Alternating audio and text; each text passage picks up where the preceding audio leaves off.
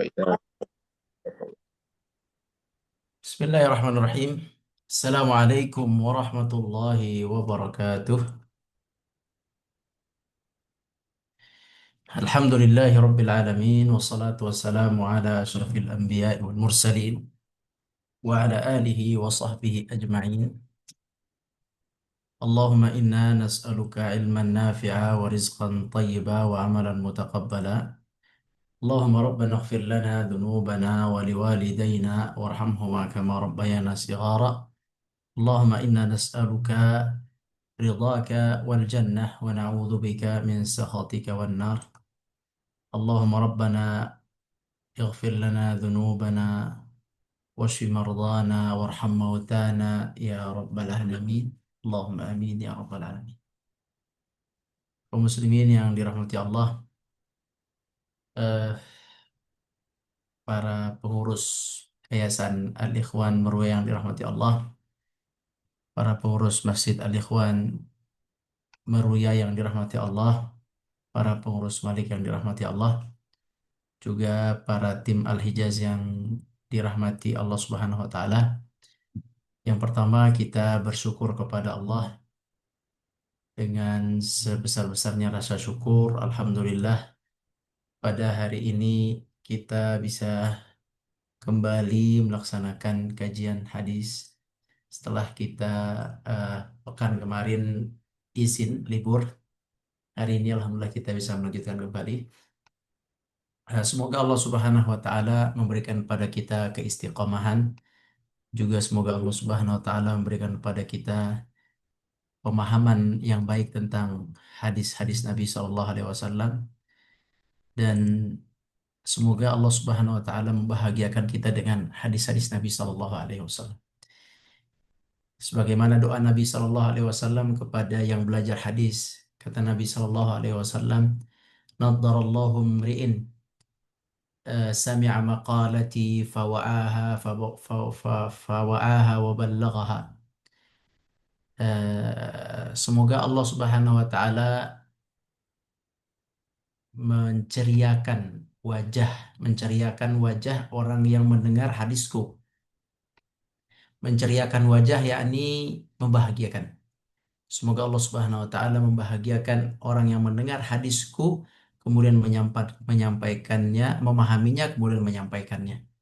Kita berharap Allah berikan kita doa Nabi ini sehingga kita berbahagia dengan mempelajari hadis, berbahagia dengan memahami hadis, dan berbahagia juga di dunia dan di akhirat dengan menyampaikan hadis-hadis Nabi Sallallahu Alaihi Wasallam. Semuanya yang menyampaikan, yang mendengar, yang mempersiapkan kajiannya, semua yang ikut dalam kajian ini, semoga mendapatkan doa Nabi ini Sallallahu Alaihi Wasallam. Amin ya rabbal alamin. Kemudian kaum muslimin, tidak lupa kita sampaikan salawat dan salam kepada Nabi kita, Nabi besar Muhammad Sallallahu Alaihi Wasallam, eh, beserta keluarga beliau, beserta sahabat beliau, dan seluruh umat yang mengikuti jejak langkah beliau Sallallahu Alaihi Wasallam. Selanjutnya, insya Allah pada hari ini kita akan membahas hadis yang berikutnya, yaitu hadis nomor 39. Hadis nomor 39. Hadis ini adalah mengenai bersabar ketika ditimpa musibah. Bersabar ketika ditimpa musibah. Temanya sudah jelas sekali ya, tinggal pelaksanaannya memang tidak mudah, subhanallah. Tapi kita harus meyakini kebenaran sabda Nabi, meyakini dengan hati yang paling dalam janji-janji Nabi Shallallahu Alaihi Wasallam. Baik, mari kita baca hadisnya. Bismillahirrahmanirrahim. An Aisyah radhiyallahu anha, zaujin Nabi sallallahu alaihi wasallam, qalat, qala Rasulullah sallallahu alaihi wasallam, ma min musibatin tusibul muslima إلا كفر الله عنه بها حتى الشوكة يشاكها حتى الشوكة يشاكها. Artinya dikisahkan dari Aisyah radhiyallahu anha bahwa Nabi Shallallahu Alaihi Wasallam bersabda, artinya tidaklah suatu musibah menimpa seorang muslim melainkan dengan musibah itu Allah akan menghapus kesalahannya walaupun musibahnya hanya berupa duri yang menusuknya. Hadis Sahih Bukhari. Baik, hadis ini sangat jelas, tidak ada hal yang sulit difahami, tidak ada kata-kata yang tidak jelas di sini. Semuanya sangat jelas, lugas, yaitu bahwa musibah, ya kata Nabi Shallallahu Alaihi Wasallam, bahwa tidaklah ada suatu musibah yang menimpa seorang muslim. Lihat di sini kalimat ini, lihat, tidaklah ada suatu musibah yang menimpa seorang muslim. Kata-kata ini menunjukkan bahwa seorang muslim pun akan terkena musibah. Jadi Bapak Ibu yang dirahmati Allah, jangan dengan kita beragama Islam, kita menganggap bahwa kita nggak akan kena musibah. Juga jangan menganggap bahwa kita, jika kita taat kepada Allah, maka kita tidak akan kena musibah. Musibah itu senantiasa akan datang. Musibah itu akan terus ada, subhanallah. Dan Allah Subhanahu wa taala yang menetapkannya, menakdirkannya kepada setiap kita. Subhanallah, eh, kita sebagai muslim harus meyakini bahwa Allahu Akbar, bahwa musibah itu ada dan mengenai seseorang. Semoga Allah jaga kita semua dan Allah ringankan, ya Allah ringankan. Dan musibah itu, kaum muslimin, itu menimpa beberapa hal. Ada musibah yang menimpa agama. Musibah yang menimpa agama artinya orang tersebut menjadi fasik. Orang tersebut menjadi fasik. Yang tadinya soleh atau taat, kemudian terbawa dengan lingkungan, terbawa dengan nafsu, akhirnya dia terjatuh kepada kefasikan, sholatnya akhirnya diundur-undur, sholatnya akhirnya di, diakhirkan, atau bahkan sholatnya akhirnya bolong-bolong. Ini namanya musibah yang mengenai agamanya. Ada juga orang yang bahkan sampai keluar dari agamanya atau disebut dengan murtad. Musibah yang mengenai agama adalah musibah yang paling besar, adalah musibah yang paling dahsyat, musibah yang paling mengerikan, yang paling menyengsarakan adalah apabila musibah itu menjadikan agama kita menjadi berkurang, menjadi menipis, bahkan hilang. Naudzubillah min dzalik. Ini musibah yang pertama, musibah terhadap agama. Kita berlindung kepada Allah sebagaimana Nabi kita berlindung. Kata Nabi kita, la taj'alid dunya akbar hammina wala mablagha ilmina. La taj'alid dunya akbar ilmina wala mablagha ilmina wala taj'al musibatana fi dinina wala taj'al musibatana fi dinina, dan janganlah engkau jadikan musibah kami, kata Nabi, di agama kami. Jadi kita selama musibah itu tidak menuju agama kita, maka ketahuilah musibah itu akan mendatangkan kebaikan. Hanya musibah yang menyerang agamalah yang tidak mendatangkan kebaikan sedikit pun. Selainnya, musibah yang lainnya itu mendatangkan kebaikan. Musibah lainnya mendatangkan kebaikan. Nah, jadi musibah yang paling mengerikan, yang paling pertama adalah musibah yang menyerang agama, sehingga manusia yang tadinya baik menjadi kurang baik, yang tadinya taat berkurang taatnya, bahkan pada akhir hayatnya semakin berkurang, bahkan semakin jelek agamanya. Ini adalah orang yang terkena musibah dalam agama. Sebenarnya apa sebab seseorang terkena musibah dalam agama?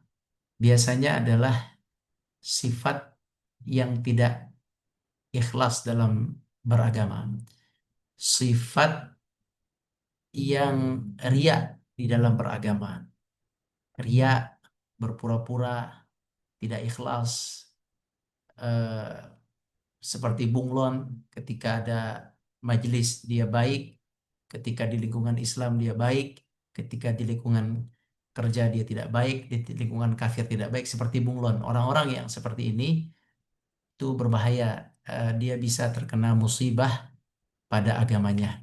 Jadi berlindunglah kepada Allah dari musibah yang mengenai agama. Dan itu adalah seburuk-buruk musibah. Baik, musibah yang berikutnya adalah musibah yang mengenai diri kita sendiri.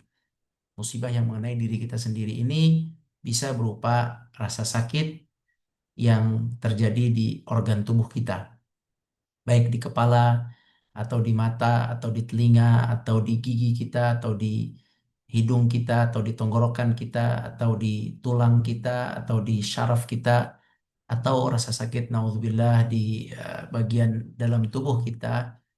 Eh, Subhanallah, banyak sekali dalam tubuh, ada paru, ada jantung, Allahu Akbar, Allahu Akbar, ada liver, kemudian ada lambung, kemudian juga terus ada pembuluh darah, ada pembuluh, ada saluran apa, ada syaraf, ada otot, terus ada tulang dan kulit, bahkan juga ada kulit, dan semua yang ada di dalam tubuh kita, ada yang pada tubuh kita baik dalam atau luar. Nah, ini namanya musibah yang mengenai kita secara fisik. Musibah fisik ini dikenal dengan musibah penyakit, ya, berupa penyakit. Dan kita dulu di buku ke-8, hadis 80 hadis pilihan, kita pernah ada pelajaran tentang doa agar dijauhkan dari penyakit-penyakit yang buruk.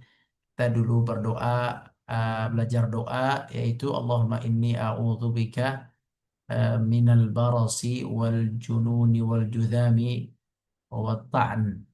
Ya Allah, jauhkan wasu'il asqam, gitu ya. Jauhkan kami dari penyakit kulit burik, ya, dari penyakit gila, dari penyakit-penyakit yang buruk, dari penyakit-penyakit yang buruk. Kita berdoa semoga dijauhkan dari penyakit-penyakit yang buruk.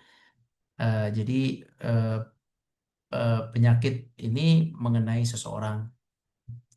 Ada yang besar eh, terkenanya, ada yang kecil, ada yang sedang.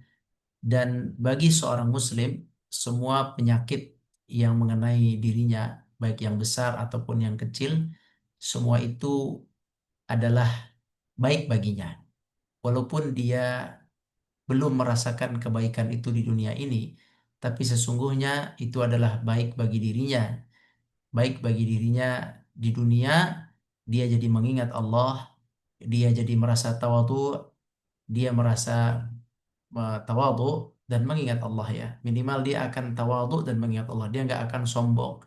Orang yang lemah, orang yang sakit, dia tidak akan sombong. Dia akan tawadhu, merendahkan dirinya dan dia akan mengingat Allah Subhanahu wa taala yang menciptakannya, yang memberikannya penyakit. Jadi kaum muslimin, penyakit yang menimpa diri kita sesungguhnya kebaikan buat diri kita. Bukanlah dia semata-mata rasa sakit dan musibah belaka, tapi kebaikan sehingga hati kita merendah, terus kita lebih banyak berzikir dan berdoa kepada Allah.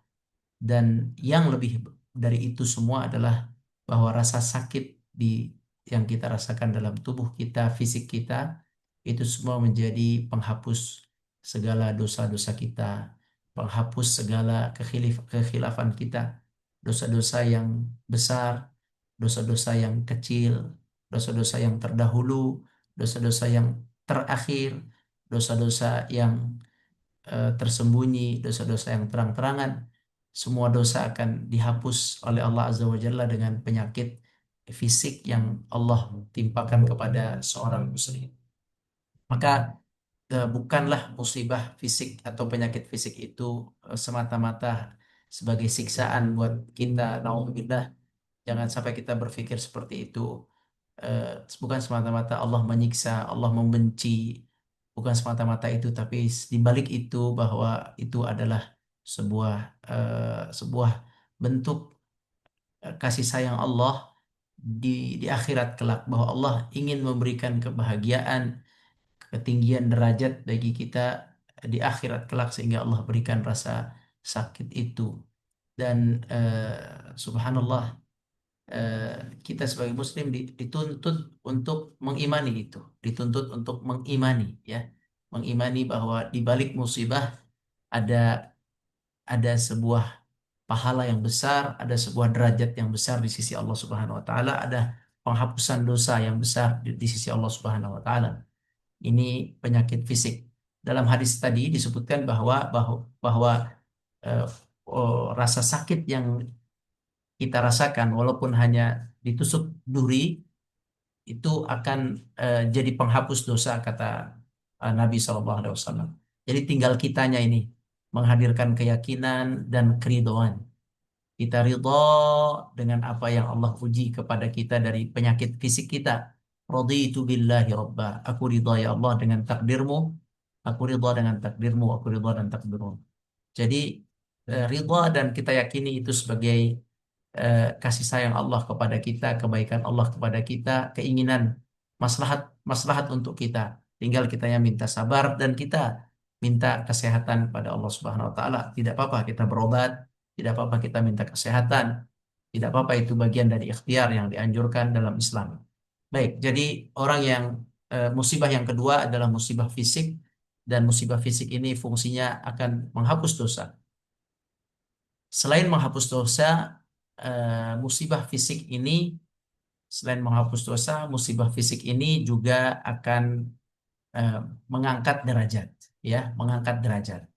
Jadi kita sekarang mulai fahami ya, bahwa apabila kita sakit, kaum muslimin, janganlah kita berpikir suuzon kepada Allah atau kepada seseorang yang sakit. Jangan kita berpikir, oh dia sakit, berarti dia banyak dosanya. Tidak. Tidak mesti orang yang ditimpa sakit adalah karena dosa. Tidak mesti. Tidak mesti orang yang sakit itu bahwa sakitnya itu berfungsi sebagai penghapus dosa. Tidak mesti. Ada kalanya penyakit itu, musibah sakit itu, ada kalanya berfungsi sebagai pengangkat derajat. Ya, pengangkat derajat. Inilah penyakit yang Allah timpakan kepada orang-orang yang soleh. Kalau antum lihat ada orang yang soleh seperti para nabi, tapi mereka kemudian sakit seperti Nabi eh, Ayub ya, Nabi Ayub sakit, itu tandanya bukan berarti beliau menyimpan banyak dosa sehingga dihapus dengan sakitnya, bukan. Tetapi itu adalah pengangkatan derajat di sisi Allah Subhanahu wa taala. Begitu juga Nabi Muhammad SAW ketika beliau di akhir hayat menjelang kewafatan, beliau merasakan sakit dengan 2 kali lipat sakit normalnya manusia. beliau merasakan panas dengan 2 kali panasnya yang dirasakan oleh manusia. Tubuh beliau begitu panas sehingga ketika sahabat memegangnya, sahabat bertanya, "Ya Rasulullah, sakitmu ini sepertinya panasnya di atas rata-rata manusia biasa." Kata Nabi SAW, "Iya, memang panasnya 2 kali lipat dari kalian semua. Ini sebagai pengangkat derajat di sisi Allah Subhanahu Wa Taala." Jadi penyakit itu jangan kita menganggap hanya sebatas penghapus dosa, bahwa dia banyak dosa, dia dihapus dosa dengan penyakit. Tidak. Bagi orang-orang yang soleh, yang kita kenal kesolehannya, kita kenal ketaatannya, kita kenal kebaikannya, kita kenal ketawaduannya, kita kenal keikhlasannya, kita kenal perjuangan dakwahnya, kemudian Allah timpakan dia musibah, penyakit, maka kita harus paham bahwa penyakit yang Allah timpakan kepadanya belum tentu adalah dosa baginya, belum tentu penghapus dosa saja baginya, tapi bisa jadi penyakit yang Allah timpakan itu yang panjang, yang tidak sembuh, tidak sembuh lagi, udah berobat tidak sembuh lagi, yang memang terus berkepanjangan. Kita jangan menyangkanya bahwa itu karena dosanya, tapi kita berhusnudzan bahwa itu adalah pengangkat derajat di sisi Allah Subhanahu wa taala, sebagaimana penyakit yang menimpa Nabi Ayub, penyakit yang menimpa Nabi Muhammad sallallahu alaihi wasallam, dan penyakit yang menimpa orang-orang soleh sebelum kita. Jadi, kaum muslimin, fungsi kedua dari penyakit fisik yang Allah timpakan kepada kita atau musibah fisik yang Allah timpakan adalah semata-mata selain penghapus dosa, yang kedua adalah pengangkat derajat di sisi Allah Subhanahu wa taala. Jadi pahami itu konsep konsep itu. Jadi jangan suuzon kalau ada orang sakit, jangan suuzon kalau ada orang yang Allah uji dengan penyakit yang bahkan mungkin hilang ingatan menjadi pikun atau stroke, naudzubillah, naudzubillah, naudzubillah, naudzubillah, pikun, stroke, naudzubillah, atau hilang mata penglihatan. Kalau kita ke tempat tempat apa namanya ya, tempat asrama orang-orang yang Allah ambil matanya. Anda pernah kunjungan ke tempat asrama orang-orang yang buta. Itu subhanallah, ada yang tua, ada yang setengah tua, ada yang 50-an, ada yang 60-an. Itu yang umur 50-an itu, 60-an itu ternyata mereka awalnya melihat normal. Ya, awalnya melihat normal, kemudian terjadi penyakit di tengah-tengah jalan, akhirnya hilang pandangannya, benar-benar buta. Ada yang berkurang sehingga buram sekali, dia tidak bisa melihat jelas seperti biasanya, itu pun belum bisa disembuhkan. Jadi ternyata ada juga orang yang buta di tengah jalan. Awalnya subhanallah dia melihat, kemudian Allah ambil penglihatannya. Ada juga yang awalnya sehat telinganya, Allah ambil telinganya. Ada juga yang awalnya sehat otaknya, Allah ambil otaknya sehingga menjadi lupa, menjadi hilang ingatan, menjadi kembali seperti anak-anak. Semua itu adalah kehendak Allah, kaum muslimin. Kita sebagai muslim hanya bisa berhusnudzon, berhusnudzon, berprasangka baik. Semoga itu sebagai pengangkat derajat di sisi Allah. Semoga sebagai pengangkat derajat di sisi Allah.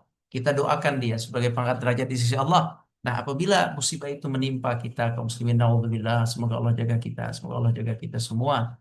Apabila ada musibah, semoga Allah ringankan, semoga Allah kuatkan. Allahu Akbar, la haula wa la quwata illa billah. Allahumma matti'na bi quwwatina wa asma'ina wa absarina abadan ma ahyaitana. Ya Allah, kuatkan kami, fisik kami, kuatkan penglihatan kami, kuatkan telinga kami selama Engkau hidupkan kami, ya Allah ya Arhamar Rahimin. Semoga kita ini diberikan kekuatan, kesehatan. Jikapun Allah berikan penyakit, mudah-mudahan kita tetap bisa menyembah Allah dengan baik, bisa tetap berpuasa dengan baik, bisa membaca Quran dengan baik. Semoga Allah kuatkan kita sampai wafat, kaum muslimin. Jika ada musibah juga musibah yang Allah kuatkan kita menghadapinya. Allahu Akbar, la haula wala quwata illa billah. Kita lagi berbicara tentang bahwa musibah kita harus tanggapi dengan husnudzan, dengan positif, berpikir. Memang tidak mudah. Hanya imanlah yang bisa melihat musibah sebagai sebuah kebaikan. Hanya iman yang melihat musibah sebagai sebuah pengangkat derajat dan penghapus dosa. Nah, inilah musibah fisik, dia sebagai penghapus dosa dan pengangkat derajat. Ada juga musibah berikutnya, yaitu musibah yang mengenai hati kita, yaitu kesedihan. Itu juga musibah. Disebut dalam bahasa hadis al-hammu wal ghammu, sedih, gundah gulana, kekhawatiran, sedih atau ketakutan atau kekhawatiran atau perasaan sakit hati karena dihina, karena dizalimi. Jadi yang berkaitan dengan hati. Badannya sehat, fisiknya sehat, tapi hatinya yang tersayat-sayat ya. Orang yang seperti ini jika dia dalam keadaan dia baik, dia tidak zalim, dia jujur, tapi hatinya disakiti, hatinya dibuat sedih oleh lingkungannya, oleh orang tertentu, maka kesedihan yang ada dalam hati itu juga adalah sebagai penghapus dosanya dan pengangkat derajatnya. Allah Subhanahu wa taala tidak memberikan musibah baik fisik ataupun rasa dalam hati kecuali Allah menyediakan di baliknya ampunan dosa dan pengangkat derajat. Nah, ini adalah bentuk musibah yang ketiga, musibah yang mengenai rasa kita atau hati kita. Kemudian musibah berikutnya adalah musibah yang mengenai harta kita. Nauzubillah min dzalik. Semoga Allah jaga kita semua. Kita tetap harus berdoa. Makanya ada doa zikir pagi petang. Allahumma inna nas'aluka al-afwa wal afiyah fid dunya wal akhirah. Ya Allah, kami minta al-afu, ampunan, wal afiyah, keselamatan fid dunya, di dunia, wal akhirah, dan akhirat. Kita tetap minta al-afwa wal afiyah, ampunan dan keselamatan di dunia dan di akhirat. Tetap kita minta terus, kita minta terus. Tetapi apabila Allah menghendaki, maka tidak akan ada yang bisa menghalangi kehendak Allah Subhanahu wa taala. Ini pemahaman penting yang harus kita bawa dalam keseharian kita, dalam kehidupan kita. Nah, musibah juga yang termasuk musibah yang keempat, musibah pertama agama, musibah kedua adalah eh, musibah fisik, yang ketiga adalah musibah yang eh, mengenai hati manusia, rasa sedih dan sakit dalam hati. Kemudian yang keempat adalah musibah yang mengenai harta seseorang, yaitu dengan hilangnya harta atau dengan sulitnya mendapatkan harta. Hidupnya miskin, sudah bekerja pagi, siang, sore, tetapi hanya dapat uang segitu-gitu saja, hanya dapat 50.000 satu hari, atau bahkan 20.000 satu hari. Susah payah dia jualan, jualan asongan, jualan buah, jualan es, jualan telur goreng, jualan, ya Allah Akbar, jualan-jualan kecil, atau dia parkir mobil, atau dia eh, bekerja sebagai penggosok, atau dia bekerja sebagai penyapu, atau sebagai marbot. Subhanallah, dia hanya mendapatkan misalnya 20.000, 50.000 satu bulan, satu hari, atau mungkin 100.000 satu hari. Kaum muslimin yang dirahmati Allah, sudah berusaha tetapi Allah uji dengan kemiskinan, Allah uji dengan kekurangan. Dia punya anak, dia punya istri, tapi terus kurang. Nah, ini kalau diuji dengan harta seperti ini, kaum muslimin, ini kalau dia sabar dan dia ridha, ini juga sebagai pengangkat derajat di sisi Allah Subhanahu wa taala. Dan Allah membuat seseorang itu miskin kecuali Allah ingin berikan dia surga lebih cepat di akhirat. Ya, ingat itu, ingat terkadang kita ini memang melihat kekayaan teman-teman dan saudara-saudara kita, terkadang kita ingin seperti mereka. Ya Allah, seandainya saya punya kendaraan dua, tiga, empat, seandainya saya punya rumah dua, tiga, empat, atau seandainya saya punya rumah tidak mengontrak, atau seandainya saya punya tabungan tidak kekurangan, macam-macam. Seandainya akan terus dibisikkan oleh syaitan kepada kita, ya. Seandainya itu kata-kata yang dibenci oleh Allah. Jangan katakan seandainya, karena seandainya itu pintu syaitan. Kecuali niat baik, ya. Seandainya punya uang, saya mau umroh, itu boleh kalau seperti itu. Seandainya punya uang, saya mau wakaf untuk bangun masjid. Seandainya punya rumah lebih dari satu, dua, tiga, saya ingin wakafkan satu untuk misalnya untuk Al-Quran, untuk dakwah. Seandainya punya kendaraan lebih dari dua, tiga, saya ingin wakafkan satu untuk dakwah. Misalnya seperti itu. Kalau seperti itu bagus. Misalnya saya ada bisnis, kalau saya tambah bisnis, saya punya bisnis, satu ingin saya wakafkan. Ana punya kenalan ya, ada di Medan seorang yang punya bisnis banyak. Dari bisnis-bisnis itu dia kembangkan, kemudian diwakafkan. Ada beberapa bisnis yang diwakafkan. Memang bisnis dia diwakafkan untuk agama Islam. Jadi Masya Allah, Barakallahu fikum. Jadi kaum muslimin yang dirahmati Allah, eh, apa namanya, eh, ada orang yang diuji dengan kemiskinan, musibah miskin, itu musibah harta, ya, musibah harta. Makanya berhati-hatilah kalau bertemu orang miskin, berhati-hatilah kepada mereka. Mereka itu bisa mendahului orang-orang yang kaya dari masuk surga. Jadi kalau kita lebih mampu secara ekonomi dari dia, hati-hatilah kepadanya. Jangan menzolimi dia. Sesungguhnya doa dia dalam hadis, doa orang-orang fakir, orang-orang miskin yang tidak dilihat oleh manusia, yang dilihat sebelah mata, dipandang remeh, dipandang jelek, dipandang tidak bernilai di mata masyarakat. Ada hadis menjelaskan itu, bahwa mereka itu kalau mengetuk rumah diusir, kalau mereka berkata tidak didengar, kalau mereka apalagi kalau mereka menasihati tidak didengar. Pokoknya mereka itu kalau mau berikan rekomendasi ditolak gitu ya. Mereka-mereka ini adalah orang-orang fakir, orang-orang miskin yang Allah takdirkan. Sebenarnya mereka itu punya kemuliaan di sisi Allah. Dua, mereka mustajab doanya. Satu, yang kedua mereka lebih cepat masuk ke dalam surga. Jadi hati-hati menghadapi orang fakir, orang miskin. Jangan semena-mena khawatir, subhanallah. Nanti di akhirat dia lebih dulu dari kita masuk surga, lebih lebih tinggi derajatnya dari kita. Jadi jangan jangan meremehkan orang-orang yang diuji hartanya, jangan meremehkan mereka. Mereka itu mendapatkan pahala khusus di sisi Allah Subhanahu wa taala. Nah, jadi ujian harta itu tadi kemiskinan. Atau yang kedua, ujian harta itu adalah hilangnya harta. Hilang harta bisa hilang sebagian, bisa hilang setengah, bisa hilang seluruhnya karena kejadian A dan B dan C. Ada musibah, ada bangkrut, ada bencana alam, ada gempa bumi, ada peperangan seperti di Gaza. Allah ambil semuanya.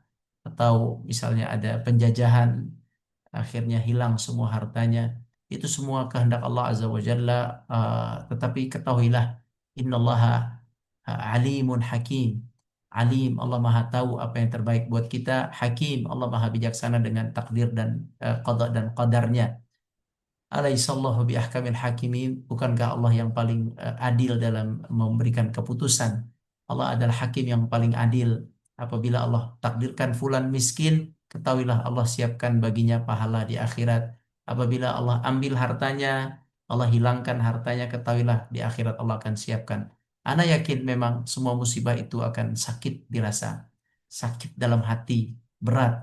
Tetapi kaum muslimin dengan bermodalkan iman, ya, bermodalkan iman bahwa musibah itu adalah cara Allah ingin mengangkat derajat, cara Allah ingin menghapuskan dosa. Melihat ke sana, eh, bahwa melihat itu maka hati kita terobati.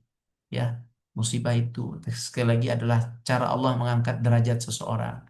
Cara Allah ingin menghapus dosa seseorang.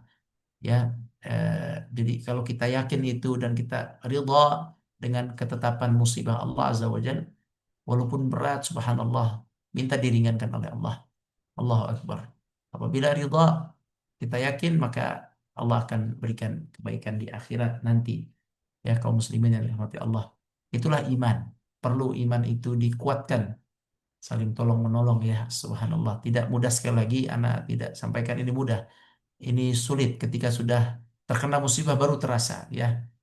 Ini kita lagi belajar teorinya, tetapi kita harus tanamkan keimanan lagi, keimanan kita tambah lagi. Bagi yang saat ini sedang kena musibah sakit, ihtasib, ihtasib, berharaplah kepada Allah pahala yang besar dan derajat yang tinggi. Barang siapa yang baru-baru saja atau saat ini kerugian dagangannya, kehilangan hartanya, maka ihtasib, maka berharaplah pahala dari Allah dan ketinggian derajat di sisi Allah. Barang siapa yang hari ini posisinya miskin, pas-pasan, bersyukurlah, ridhalah, dan berharaplah di sisi Allah tinggi derajat dan masuk surga lebih awal. Jangan khawatir. Jadi itu adalah ujian yang keempat ya. Kemudian ujian yang kelima adalah ujian yang menimpa orang yang dia cintai. Siapa itu? Menimpa anaknya, menimpa orang tuanya, menimpa bapaknya, menimpa ibunya, menimpa tadi, menimpa anaknya, menimpa istrinya, menimpa orang tuanya dan uh, uh, keluarganya. Tapi yang pertama itu dalam hadis disebutkan anaknya. Karena seorang tua itu apabila anaknya sakit, dia pun akan sakit. Jadi apabila ada seorang anak yang tertimpa musibah, maka orang tuanya pun akan terkena musibah itu. Maka orang tua yang sabar menghadapi musibah anaknya, maka Allah Subhanahu wa taala akan berikan dia ampunan dosa. Maka Allah angkat derajatnya. Subhanallah, ada di antara kaum muslimin yang anaknya Allah uji eh, sakit, ada yang anaknya Allah uji, Allahu Akbar, kecelakaan, subhanallah, semoga Allah jaga kita semua. Ada juga yang diuji anaknya tadinya sehat, kemudian menjadi tidak sehat. Ada juga Allahu Akbar di saat ini yang Allah uji anaknya lahir dalam keadaan cacat mental. Allahu Akbar, Allahu Akbar, Allahu Akbar. La haula wala quwwata illa billah. Semua itu ujian dari Allah. Ya, semua ujian dari Allah. Tidak ada yang bisa memilih kaum muslimin. Kalaulah ingin memilih, pasti semuanya mau milih punya anak yang soleh dan soleha. Semuanya ingin memilih, tapi tidak ada bisa kita memilih. Ada yang dikaruniakan anak, sukses dunianya, tapi hancur-hancuran akhiratnya, hancuran agamanya, tidak taat sama orang tuanya. Ada yang anaknya itu biasa-biasa saja, tidak sukses dunianya, tapi dia taat sama orang tuanya. Ya, jadi anak juga adalah bisa jadi musibah. Allah bisa menguji menguji atau memberikan musibah kepada seseorang lewat anaknya. Ada juga orang yang manusia yang tidak Allah berikan keturunan. Bagi mereka maka tidak ada ujian dari sisi anak. Mereka tidak akan diuji dari anak karena tidak ada keturunan atau keturunannya meninggal. Setelah meninggal maka tidak ada lagi sampai Allah berikan keturunan berikutnya. Jadi anak juga musibah bagi orang tuanya jika terjadi sesuatu pada anak tersebut. Nah, ini musibah fi malihi fi nafsihi wa malihi wa waladihi, itu dalam hadis. Wa walad, anak ya, itu juga musibah. Jadi inilah macam-macam musibah kaum muslimin.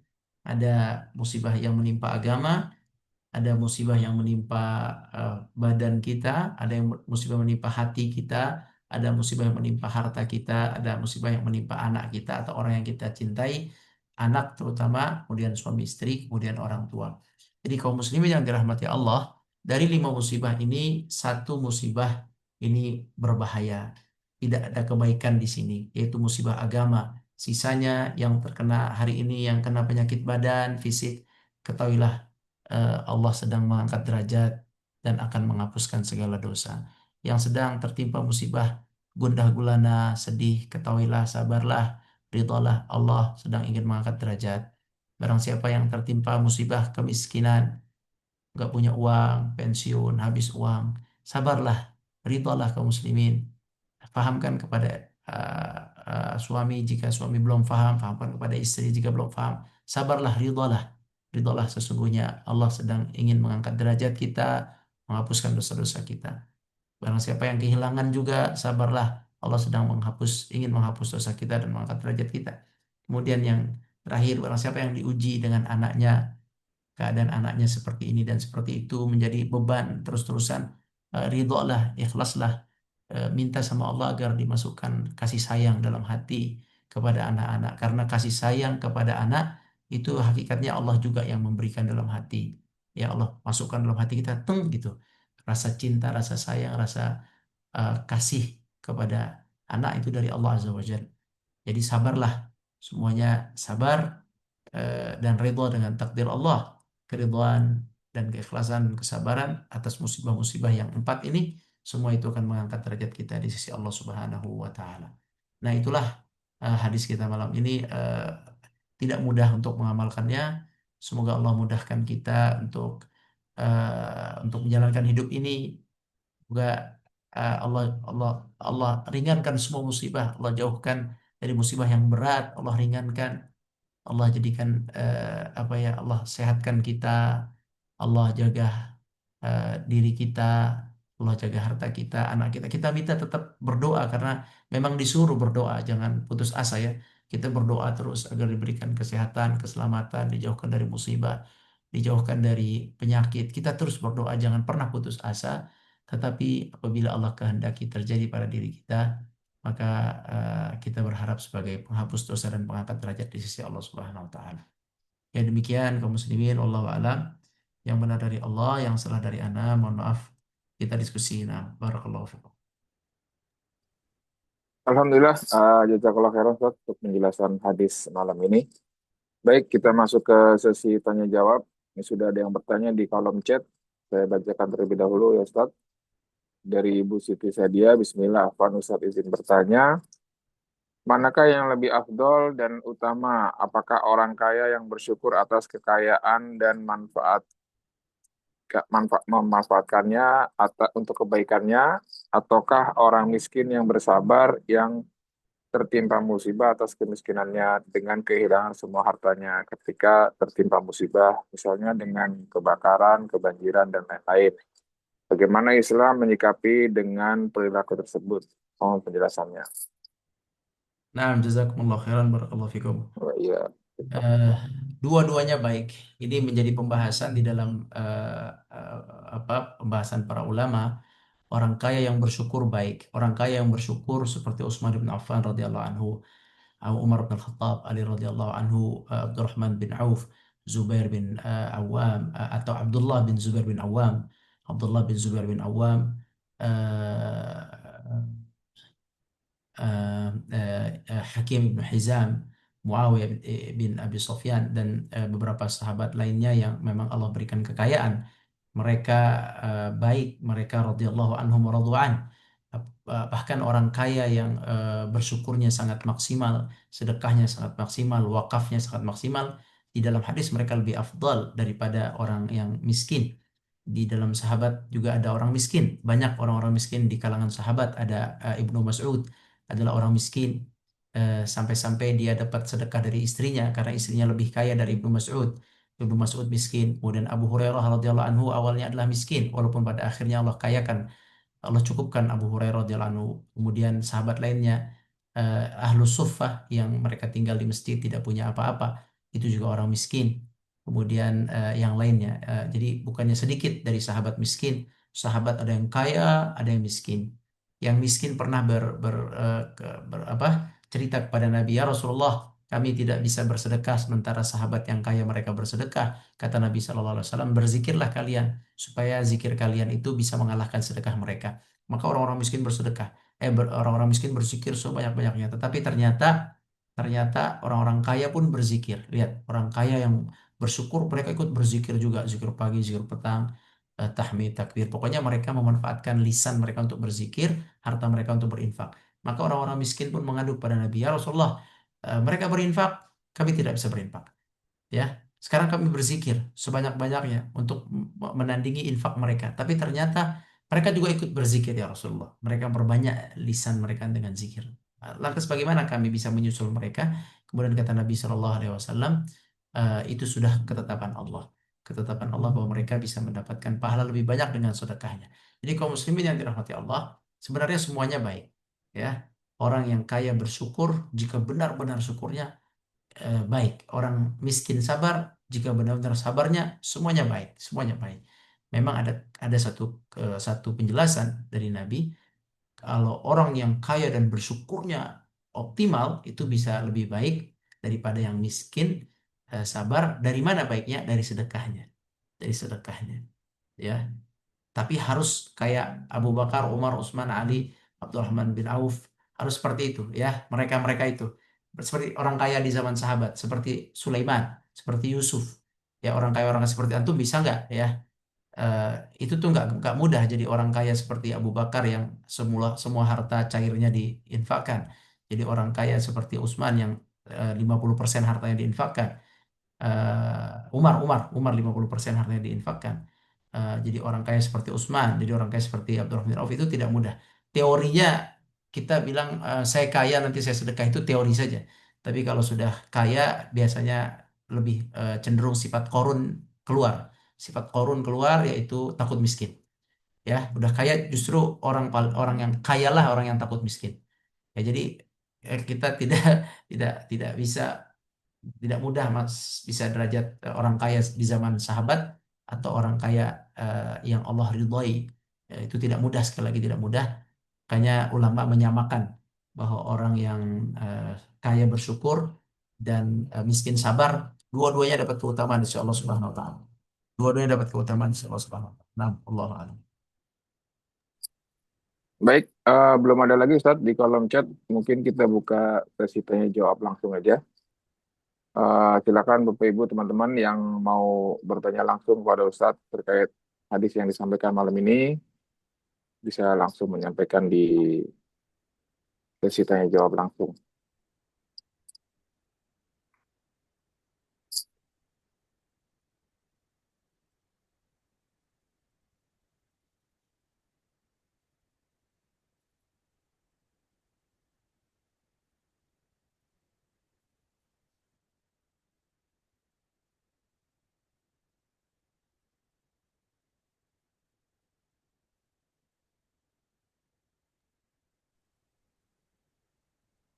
Fadal. Tidak ada? Tidak ada yang bertanya? Alhamdulillah. Mungkin jelas sudah malam ini. Baik, kalau seperti itu, kaum muslimin,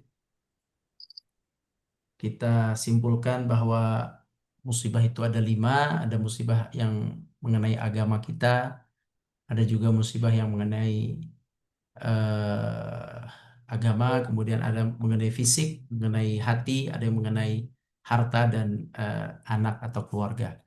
Dari 4 ini, dari 5 ini, satulah yang musibah yang paling berbahaya agama, sisanya adalah hikmah dari Allah, adil dari Allah, kebaikan bagi sang hamba, maka ridhalah bagi yang tertimpa musibah dan terus berdoa agar Allah angkat musibah itu. Selama belum Allah angkat, ridhalah dan yakinlah sebagai pengangkat derajat sisi kita di sisi Allah Subhanahu wa taala di akhirat kelak. Semoga Allah kuatkan kita dalam menjalaninya dan semoga Allah sehatkan kita, Allah jauhkan kita dari musibah. Allahumma amin ya rabbal alamin. Amin. Baik, Alhamdulillah. Jazakallah khairan Ustaz untuk materi penjelasan hadis malam ini. Mudah-mudahan bisa bermanfaat untuk kita semua. Amin. Dan jazakumullah khairan Bapak Ibu dan teman-teman sekalian yang telah mengikuti kajian ini. Mohon maaf atas segala kekurangannya. Mari kita akhiri kajian kita dengan sama-sama membaca kafaratul majlis. Subhanakallahumma wa bihamdika asyhadu an la ilaha illa anta wa atubu ilaik. Waalaikumsalam. Insyaallah kita bertemu di Sabtu yang akan datang dengan hadis yang baru. Mudah-mudahan Allah mudahkan pertemuan kita. Amin. Mohon maaf atas segala kekurangannya. Syukran, Assalamualaikum Ustaz. warahmatullahi wabarakatuh. Syukran. Jazakallah, Ustaz Rahmat dan Terima Ustaz. kasih, Ustaz. Sama-sama. Jazakumullah khairan. Terima kasih, Pak Nur. Sama-sama Ibu. Hmm.